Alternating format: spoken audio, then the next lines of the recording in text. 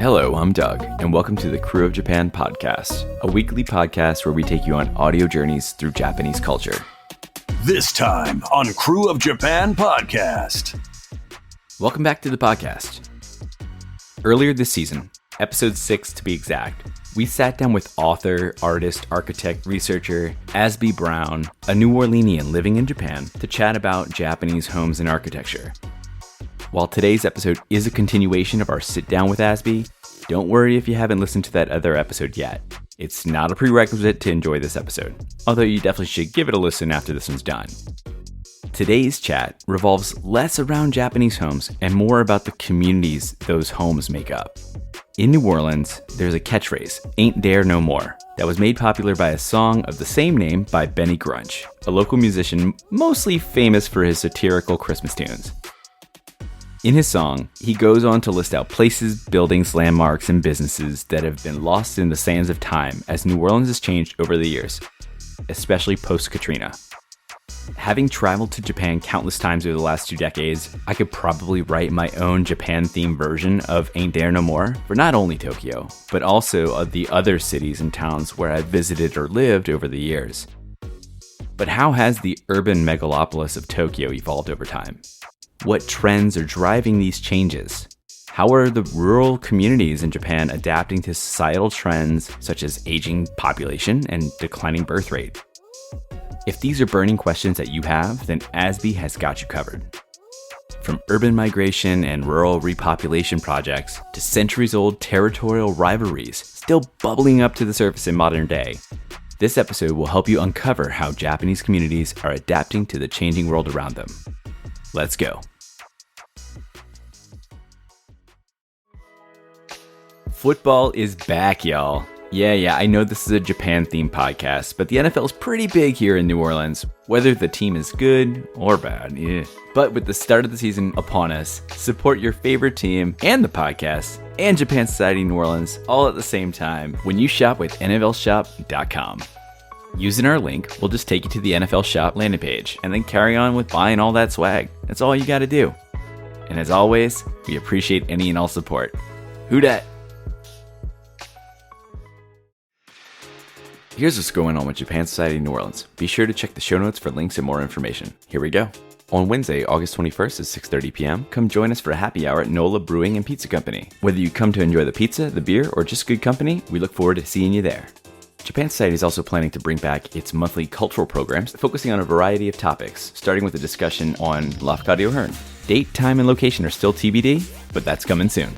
For more information and details about these events and future events, follow us on the website and social media. Everything will be linked out in the show notes. Hope to see you there.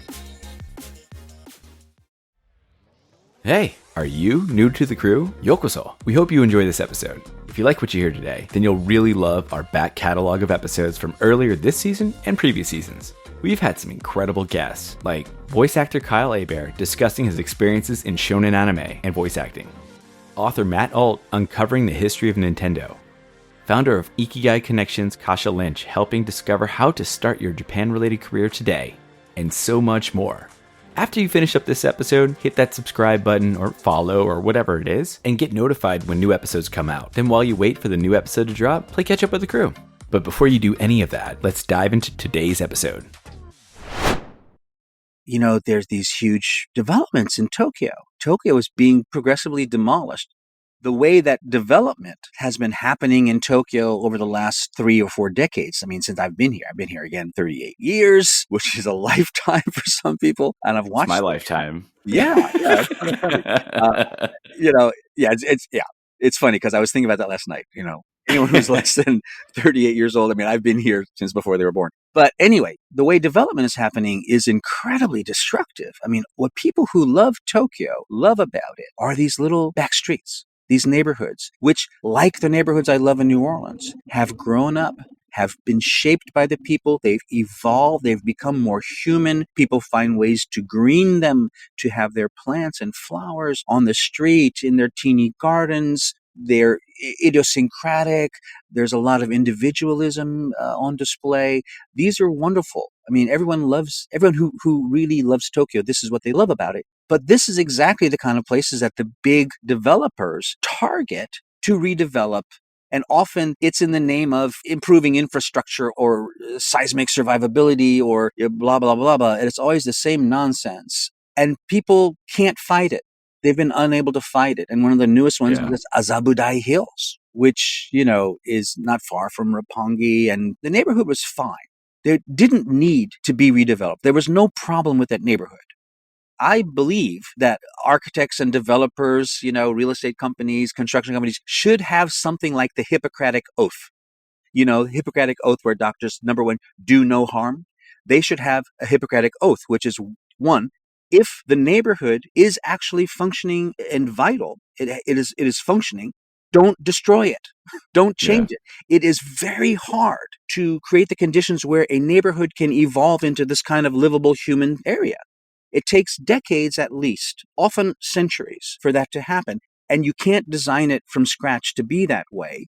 And these new developments, they're flashy and they have lots of commercial, they have lots of, new shops and designer stuff and maybe even art spaces and all kind of things, which supposedly will be attractive and improve life in the city. But in fact, they work against the very livability that people want and need. And often, and the major developers, they target places that would never have been destroyed in any other developed country. And I'm thinking of Omotesando Hills, which is in the Omotesando area of Tokyo, a beautiful tree-lined avenue that was built at the time of the construction of the Meiji Shrine, Meiji Jingu, so it was completed around 1920, a beautiful avenue. And after the earthquake in 1920s, this was built as the first public housing. There's this place called the Dojinkai Apartments. The first public housing built in the 1920s, it survived the war. It had evolved into a lot of people living in these apartments for generations, wonderful gardens. The street front was actually green and gardens. You step up to these places. Many of them became shops and boutiques and galleries and studios. It was a wonderful place, about 300 yards long down this avenue. And the Mori Building Company gradually bought it up. And when they got 60%, they could propose to redevelop it, and people financially could not oppose it. So they had to give in, and they were given apartments, and it's now a shopping mall designed by Tadao Ando, who is capable of exquisite, wonderful buildings. He has so many marvelous buildings. He built this shopping mall that could be anywhere. It could be in Hong Kong, it could be in Frankfurt, it could be in LA, nothing Tokyo about it. And they destroyed this historical monument to do it, and there was no pushback, very little pushback. I would point out that the architectural community, everyone was like, how the hell could they do that? And if you go there, there's one building, an older building at the far end, which, looks like this traditional apartment building from that Dojinkai Apartments. It's a replica. And what happened was that the Mori Building Company was allowed to demolish the original historical monument as long as it kept one of the units. But they decided that it was too expensive to keep it, because they'd have to move it out of the way so they could build new foundations and stuff. So they just demolished it and were allowed to build a replica instead. So it's a total Disneyland BS kind of a thing. Oh, jeez. And there was no pushback. But the architectural magazines damned it with silence. Now, Japanese architectural magazines have to write about just about everything. If it's from a major construction company, if it's from a major developer, if it's from a major name architect. So they're going to publish it. But usually they'll have photographs and plans and an essay about all of the wonderful features of this building. But in the case of Omotesando Hills, one of them in particular, they had facing photographs from the overhead bridge crossing the street right next to the Omotesando Hills. On one side was the old building. It's a beautiful tree-lined avenue and this historical, wonderful human-scale thing. And the other side was this concrete shopping mall by Tadao Ando. And then just the bare building data and the plans, no essay. They just damned it with silence. So this happened, and it has been impossible for people to push back. And there is this kind of BS argument that, well, Japan, it's a, culture of ephemerality, and shrines are rebuilt every 20 years. I mean, the East Shrine of Issei is rebuilt every 20 years for a specific reason. But I just think it's people give in to the money. And there is a bit of a shame factor to living in an older house, where it implies that you're too poor to have a new house. New is better, but it's really the money. And things are set up to make it easy for the developers and construction companies to do that. And this is happening all over Tokyo, and with great energy. actually destroying wonderful neighborhoods, places that are loved. Shibuya has been redeveloped to Yeah. the degree that the kids, the young people who made it interesting, they're not going there anymore. They're like going to, Okubo or someplace else. Kichijoji, Okubo, they're like, forget this. We don't want all these tech company workers around us. We don't want to sit next to them at a bar or club. They want to go somewhere else where there's other people like them. So they're destroying it. And the crazy thing is, Japan is, on the beginning of a population decline, and Tokyo as well. There was a study about 10 years ago released by the Tokyo metropolitan government that by the end of this century, by 2100, the population of Tokyo will decline by half. So Tokyo metropolitan area, the city itself, is like 14 million. So it's going to decline to like only 7 million, which is a big city anyway. There is a bit of an influx now of both retirees who want to move from the suburbs into the center city and some younger people coming in, partly because housing is more affordable. And some of the redevelopment that I'm talking about, if it can be done well, is actually providing more and cheaper housing. So that can be good. But overall, the population is going to decrease. Who's going to be living in these places? Who's going to be in these office buildings? Who's going to be shopping at these places? They're not going to be there. And we're already 2024, so it's not that far in the future, right? Yeah, no, that's so true. Like, I went to Shibuya. Was it? I don't know if I went last time. I can't remember. But the year before, I went and I didn't even recognize it. When I got out of the train station, I mean, when I got there, it was still under construction. I got lost in the station. I couldn't even get out. I didn't even know where the exit. I used to be able to navigate it like it was nothing. But I was like, oh, I just go this way, and then it was like, no, that's blocked off. Oh crap! And then I just followed the path and then ended up like literally the opposite direction where I went to be. How do I get to Hachiko? Right. I mean, let's face it, Shibuya Station, it was navigable to you before because you spent enough time there to learn it, to figure it out.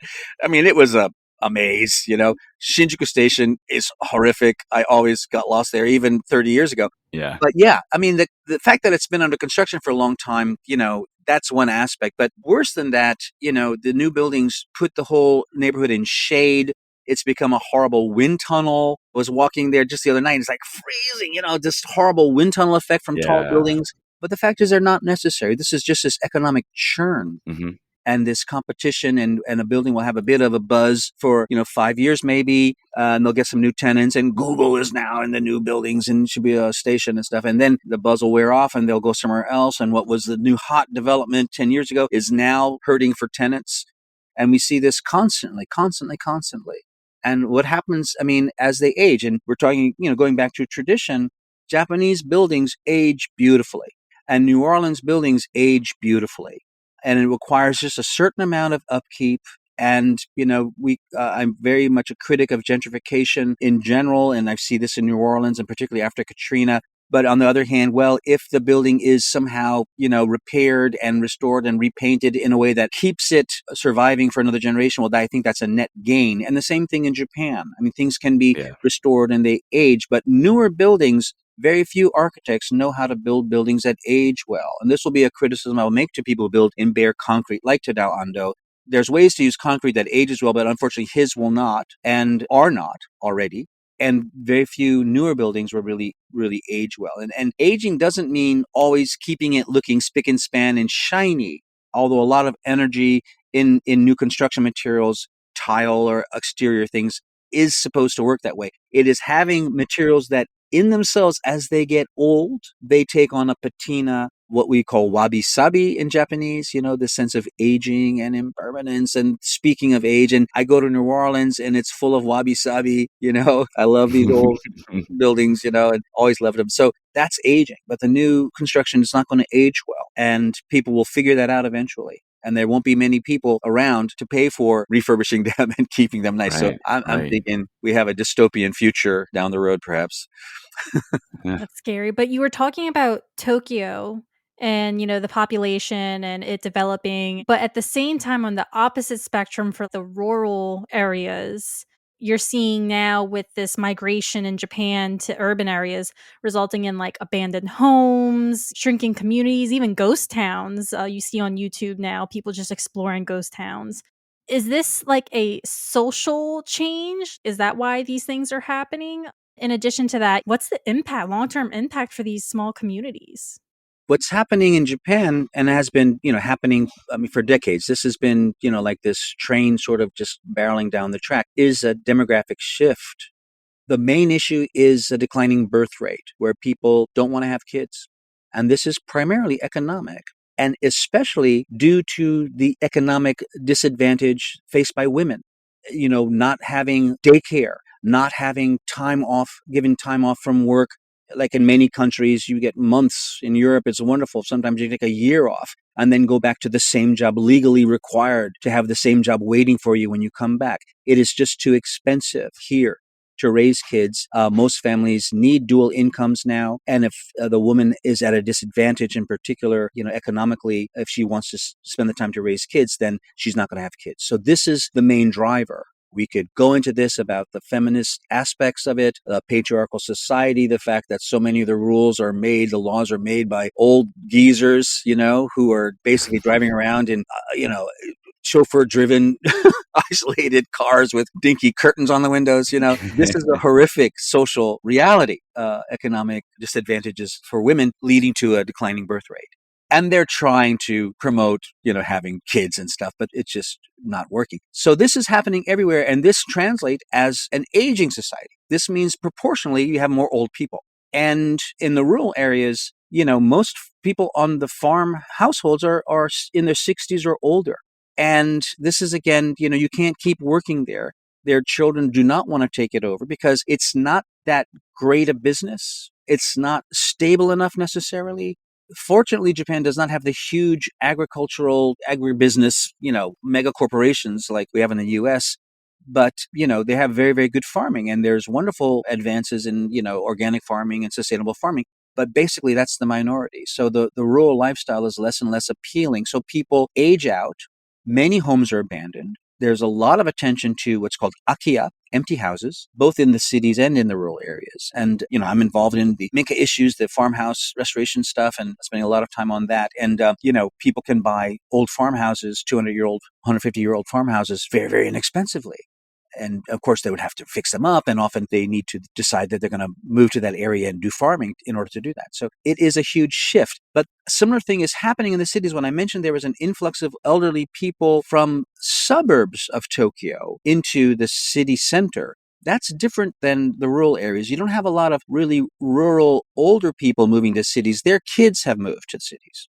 And they probably did it in college. They went to college in the city and often stay. And that's where they'll find their work. There is a U-turn phenomenon. It's called U-turn, which has been noticeable since the 1990s, since the huge, bubble collapse in the early 90s, where younger people decide they're going to go back to their hometown. But that's noticeable, but it's not enough people to really revitalize those towns.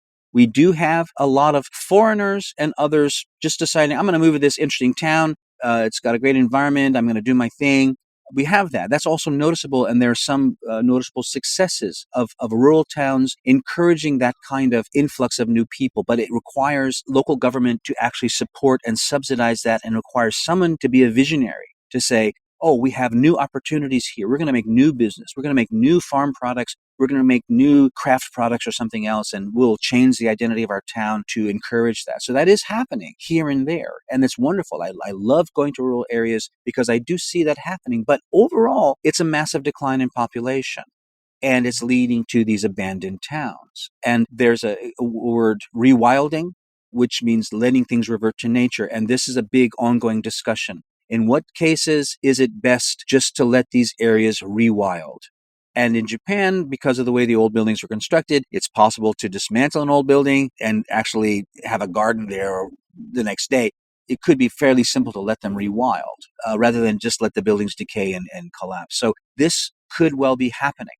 Another major question is what's going to happen to the suburbs surrounding Tokyo? Because we're already seeing what are called bed towns, bedroom communities, new suburbs that were built in the 60s, 70s, and even into the 1980s outside of Tokyo, like Tama Newtown is one example, that are also depopulating.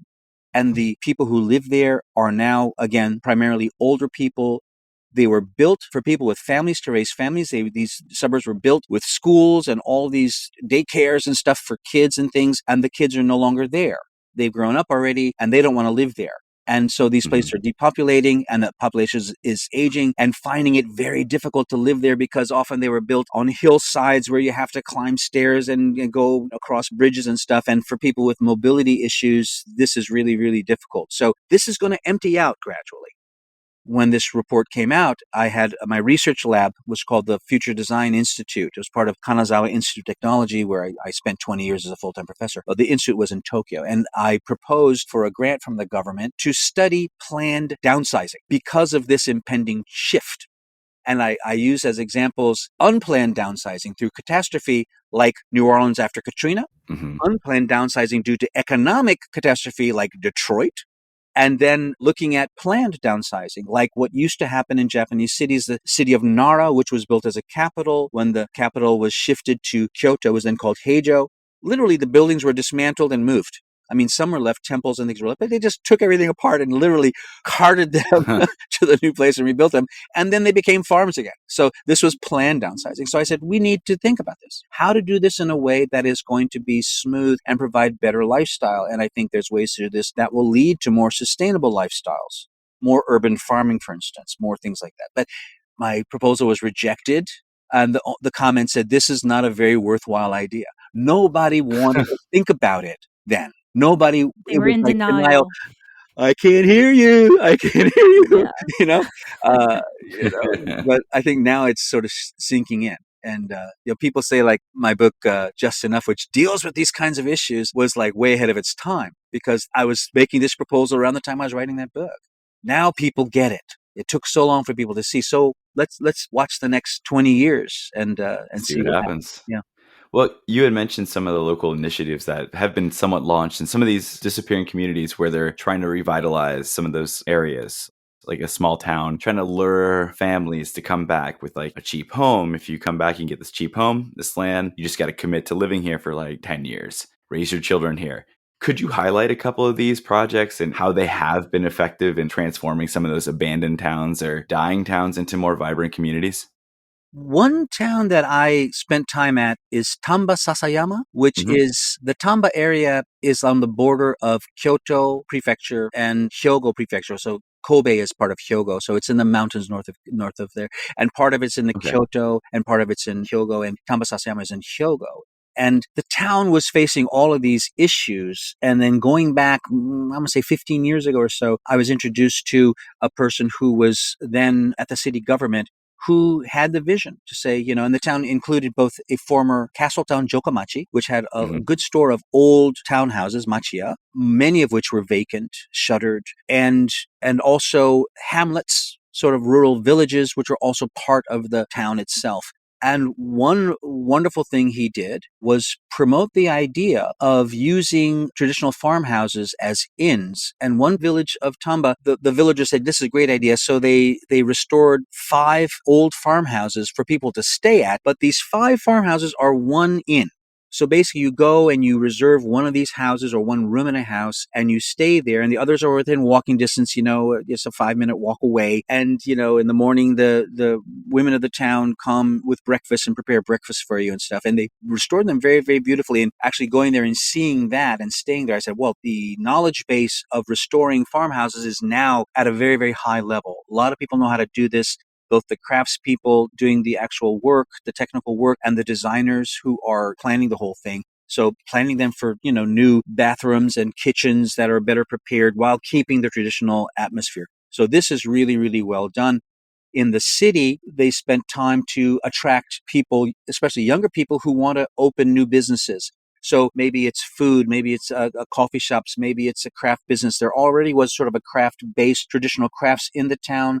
Pottery in particular, so they would invite new people to come to do pottery and stuff. And gradually the buildings in the town were being restored. And also in the town, they did a similar kind of inn where several buildings in the town were restored to be very comfortable lodgings. And one building of the larger building would be where the front desk was and where the restaurant was and stuff. And it took 10 years, I think. Maybe more than 10 years for it to really bear fruit. But that town is now very lively and vital, and it's on the tourist track, and there are other examples. I spend a lot of time in Fukushima, and Yep. and since the disaster, and this is because I work with a group called SafeCast, which was organized right after the disaster in March 2011 to help people monitor radiation themselves. So we develop hardware and online systems and stuff. And I go there a lot. I was just there earlier this week. I mean, this is an extreme case where people evacuated because of this disaster. And there was a lot of earthquake destruction up and down the coast. And then the radiation issue. And then people little by little are let back into the town. But 20% have returned. It's really very low return rate because people made their lives elsewhere while they're waiting for their towns to be cleaned up and decontaminated and whatever. But anyway, there are some wonderful examples, even in that extreme condition. One is this town called Odaka in southern Minamisoma. And again, it takes one sort of visionary soft leader to do it. In this case, it is the inn owner of the Futaba. Her name is Tomoko Kobayashi, and her husband is Takenori. Her family has run this inn for generations right near the station. And she said, let's get people back. And the town was fortunate that it didn't have high radiation to begin with. And now the radiation levels are about the same as Tokyo. It's really, really not bad at all. You go into the mountains not far away and it is higher, but the town itself is not bad. But a lot of earthquake destruction. So it's filled with vacant lots. But she was a booster and she turned her inn into a place where people could come and talk and, have coffee, drink beer and talk about the situation. Anytime you go there, you'll have government people, you'll have people from TEPCO, you'll have local neighbors, you'll have, researchers, you'll have students, you'll have tourists, it's great. And little by little, the life of this town has come back. I was just there. They opened what they call a, historical museum. They call it historical museum. Denshokan is what they call it. Mm-hmm. And most of these denshokan are like, what happened in the disaster? And it's kind of gloomy and stuff. But this is an art center. It's like an art museum, which has historical artifacts where like people responding creatively to their situation. Beautiful. It's just an old building, industrial building outfitted like that. They have a bookstore done by Yu Midi, who wrote this wonderful prize-winning book, Tokyo Ueno Station. She opened a bookstore in her former home. The bookstore is designed by Shigeru Ban, the famous architect.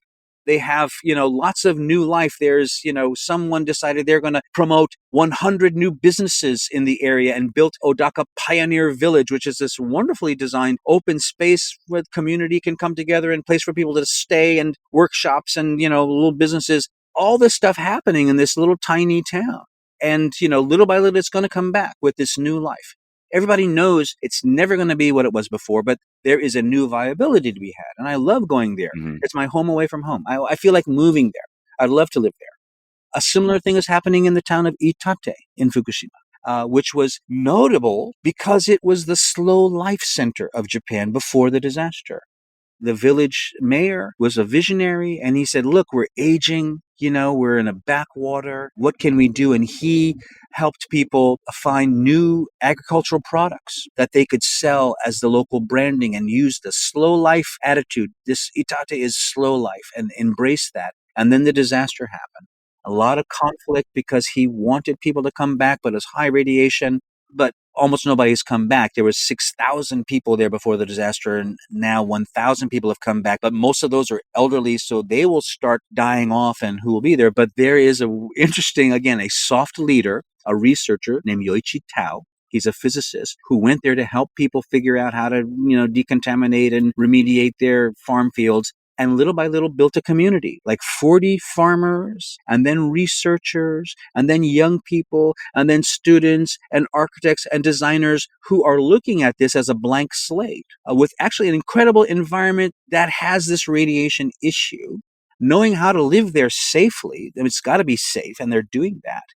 Like converting an old home center into like an art and design center. That's very funky and, improvised and interesting design and events and stuff. And then making like a community center that uses parts from an old wooden school that was demolished recently and is taking the parts and the memories of the school so the old people can come, oh, that was the blackboard of my classroom, or that was the window of my lunchroom. And it's a wonderful place. That's really happening there.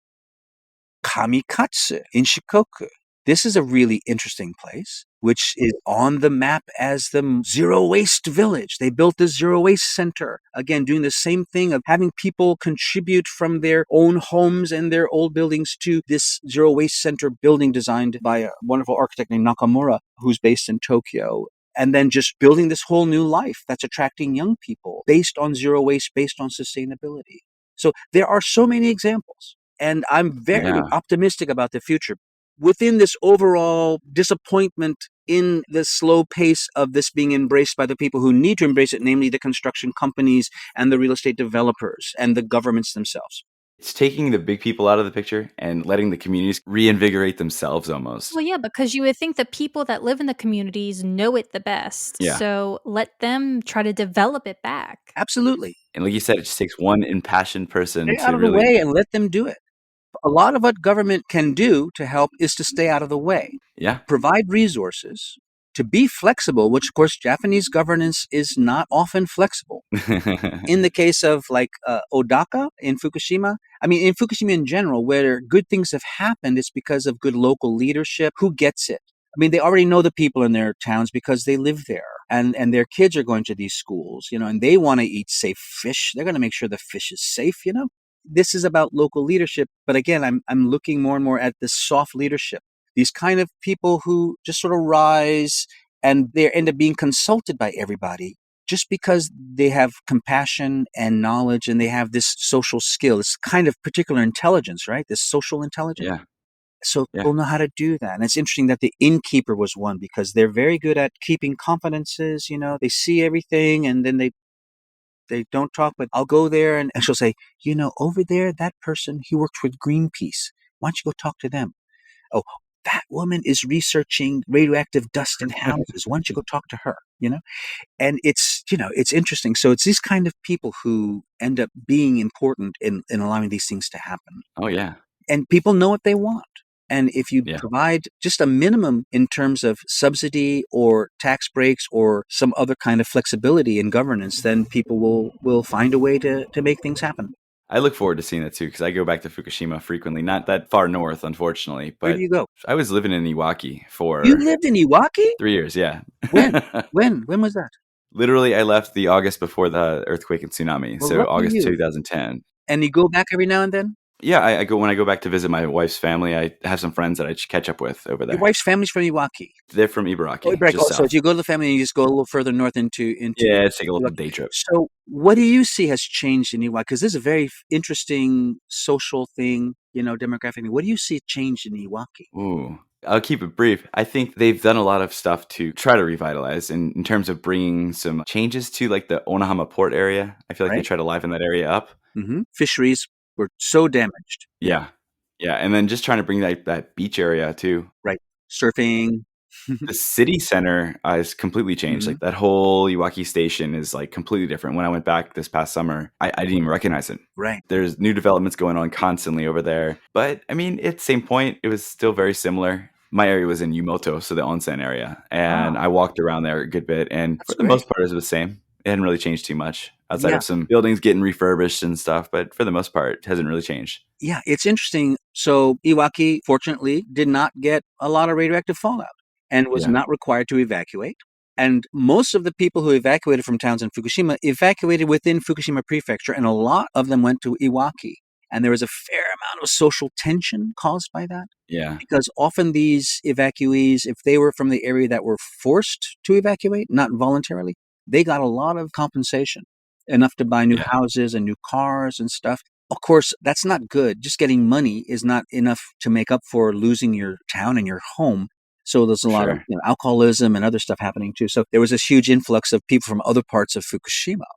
And then a lot of money for infrastructure, like you mentioned, stations and other stuff like that. Yeah, a lot of money for infrastructure. So all that's been upgraded, even in towns where almost nobody's come back. They have new train stations and new, city halls and stuff. But it is interesting. Iwaki is really interesting.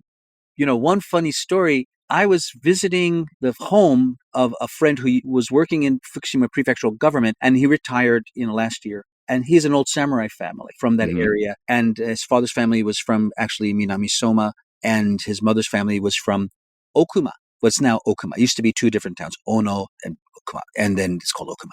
And they have an old house in a settlement that goes back hundreds of years, a samurai settlement in the southern part, right near the border of Okuma, where Okuma town is separated from Tomioka, which is now Tomioka. And the Soma Han, it was the lords of Soma, sent a bunch of samurai down there to live. And they were sort of farming samurai. So they had their houses, but they were still doing farming and stuff. as defense against the Taira domain, which Oh, was yeah. across the border, beginning in what's now Tomioka. And they still don't get along. I mean, Still? the people from the Soma Han, the Soma domain, still look down on the people from Taira, right? So it was Funny. this bizarre thing. And Iwaki, of course, was part of this Taira domain. Yeah. And as you get to talk to them, it was like, oh, yeah, they're just waiting for a handout. Yeah. I mean, the Soma people, like, we're we're resourceful. We'll take care of ourselves. And the people, they're just waiting for a handout, and it still is this social thing going on after hundreds of years.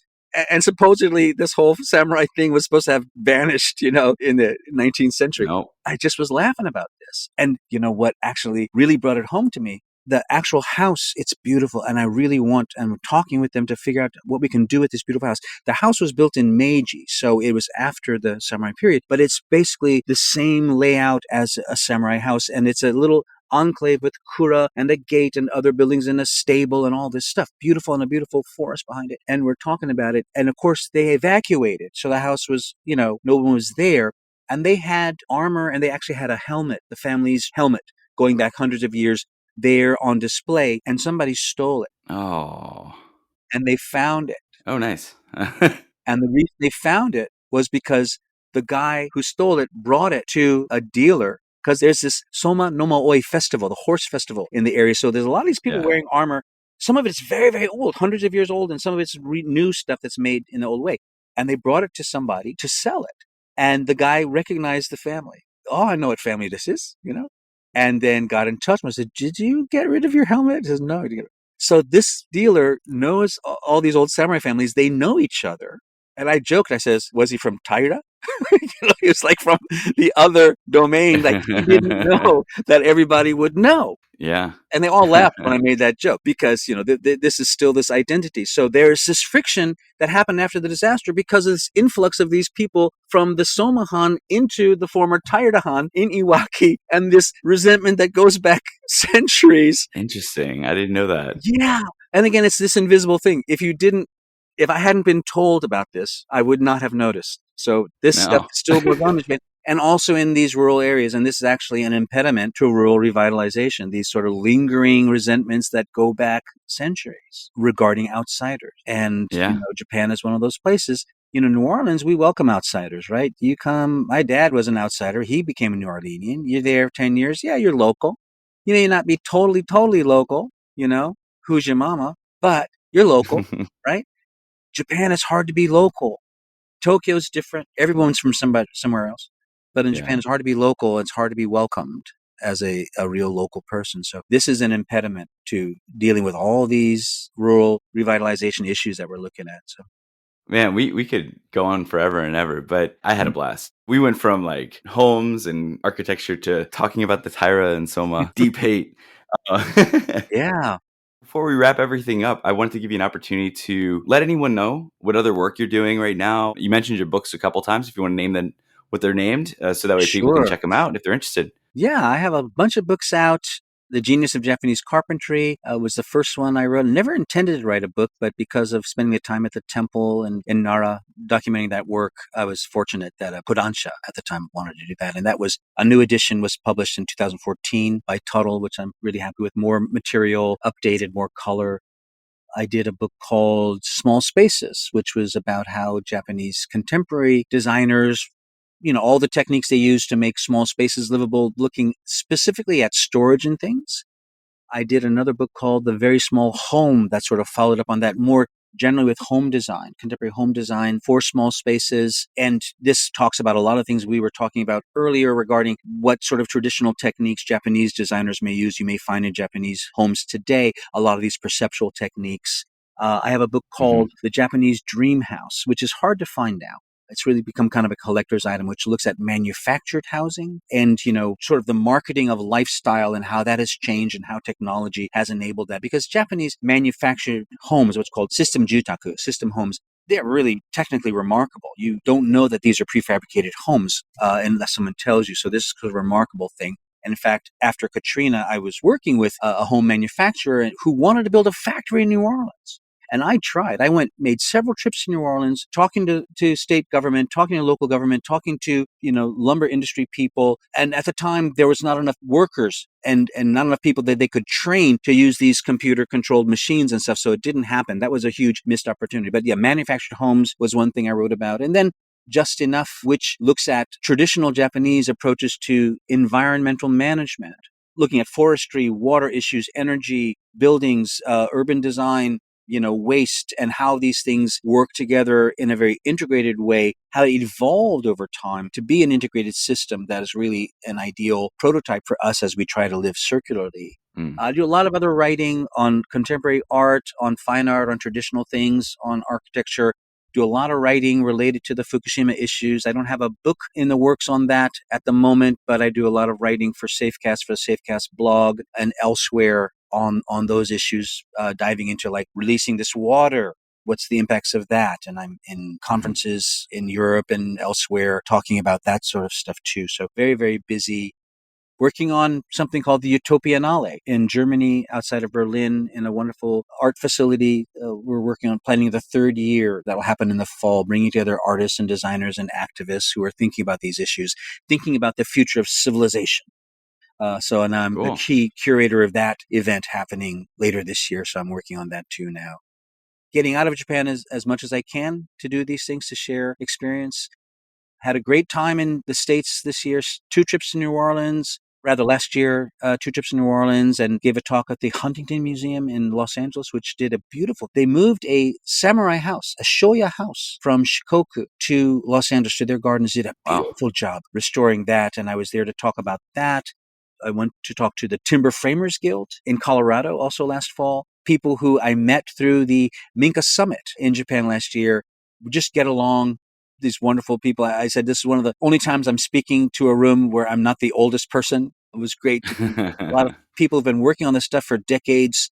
So, a lot of, similar mindsets. So it's great to be out and sharing what I've seen and learned outside as much as I am doing that inside Japan. That's awesome. Next time you're back in New Orleans, you got to let us know and you come talk to us. Yeah, it was great to see you last time. It was just the timing worked out for that Japan Day, whatever that was. Yeah, Japan Fest. Fest, and I was staying just like a 5-minute, 10-minute walk.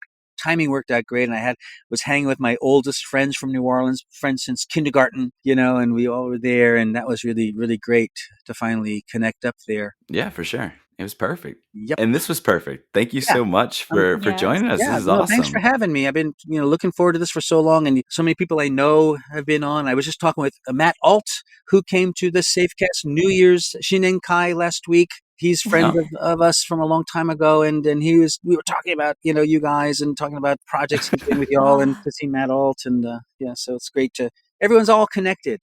And another shout out to Joy, who brings everybody together, Joy Walsh. And, I took a trip with her and some other journalists to Fukushima last year and gave them a real story. I was surprised that Fukushima Prefecture actually wanted me to do it. And I said, I'm going to tell them the truth. And they said, okay. So it was great traveling with Joy in Fukushima. And so anyway, wonderful to be on, and look forward to talking more in the future. Oh, absolutely. We'll definitely keep in touch, and we will definitely try to. There's so many other untapped things that we could talk about. So we know the guy to talk to. Thanks. Take care. And that's it for this week's episode. Thank you so much for tuning into the Krewe of Japan podcast. Thank you again to New Orleans native Azby Brown for joining us to talk about all these changes taking place across Japanese communities. While there are many places that ain't there no more, we can see through today's conversation that many smaller communities are fighting against some of those trends and really thriving, which is great to hear. If you haven't already, make sure you go back to episode 6 of this season that we released back in April to hear the first half of our chat with Azby discussing Japanese homes, architecture, and sustainability practices. And if these types of topics interest you, then we really recommend checking out some of those books that Azby had mentioned during the end of our conversation. Don't worry, everything I mentioned, including his books, are all listed out in the show notes. What's your biggest ain't there no more place or landmark in Japan? Share with us on Instagram, Facebook, X, Twitter, TikTok, LinkedIn, Blue Sky, YouTube at Krewe of Japan Podcast. That's KREWEOFJAPAN PODCAST While you're there, give us a comment, follow, like, retweet, share, whatever floats your boat. Let us know how you're enjoying the podcast. Or maybe you like to give your feedback in a more private setting. Send us an email at crewofjapanpodcast@gmail.com. We'd really love to hear from y'all. Speaking of feedback, if you're enjoying this episode, or any of the episodes from this season or previous seasons, please feel free to take a second, only a second, and leave us a 5-star rating and or review on your favorite podcast streaming app. Every single one of those 5-star ratings and or reviews helps others interested in Japan and this kind of content find the podcast. Or maybe you're listening on YouTube. Click that like and subscribe button, or just let a friend know about us. That works too. I'm 100% sincere when I say that any and all support is incredibly appreciated. But that's it for today. Until next time.